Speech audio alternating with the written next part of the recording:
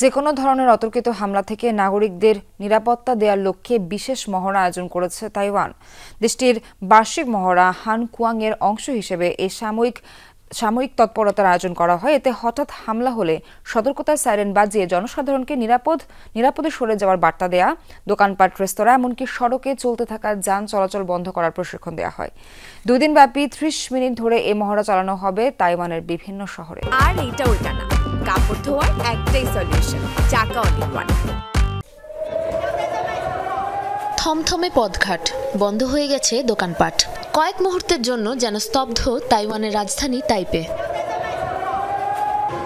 অন্য সব দিনের মতোই ভর দুপুরে শহর জুড়ে নাগরিক ব্যস্ততা। এরই মধ্যে আচমকা সাইরেন বাজিয়ে তাইপের সড়কে নামেন সেনা সদস্যরা। অপ্রত্যাশিত এই পরিস্থিতিতে দোকানপাট, পাতাল, মেট্রো স্টেশন সহ নিরাপদ মনে হওয়া জায়গাগুলোতে আশ্রয় নিতে দেখা যায় জনসাধারণকে। সাধারণত যুদ্ধ পরিস্থিতিতে শত্রুদের হামলার সময় দেখা যায় এই চিত্র। তবে তাইপের এই মহড়া বহিঃশত্রুর হামলা থেকে বাসিন্দাদের রক্ষায় আগাম প্রস্তুতি হিসাবে আয়োজন করা হয়েছে।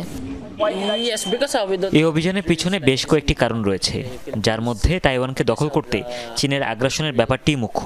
তবে নানা ধরনের সামরিক মহড়ার আয়োজন যুক্তরাষ্ট্র, জাপান, ফ্রান্স, ব্রিটেন বিভিন্ন দেশও করে থাকে। সেসব যথাযথ নিরাপত্তার মধ্য দিয়ে আয়োজন করা হয়।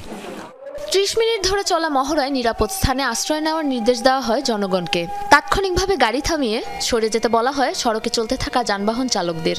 পাশাপাশি বন্ধ করতে বলা হয় রেস্তোরাঁ, বিপণী বিতান সহ সব রকম ব্যবসা প্রতিষ্ঠান। সতর্কতামূলক মহড়ায় সেনাবাহিনীর পাশাপাশি অংশ নিয়েছে জরুরি বিভাগের কর্মী সহ শতাধিক স্বেচ্ছাসেবী। যেরকম অবস্থা দেখছি, যে কোনো মুহূর্তে যে কোনো কিছু হয়ে যেতে পারে। সেজন্যই আমাদের সব সময় প্রস্তুত থাকতে হবে। আকস্মিক বিপদ মোকাবেলায় মানসিকভাবে প্রস্তুত থাকার জন্য এ ধরনের উদ্যোগ বেশ ফলপ্রসূ বলে আমি মনে করি। ক্রমেই উত্তপ্ত হচ্ছে চীন তাইওয়ান সম্পর্ক, আর তাই যে কোনো সময় অপ্রত্যাশিত হামলা থেকে নিজেদের রক্ষা করতে এ প্রস্তুতি তাইওয়ানের।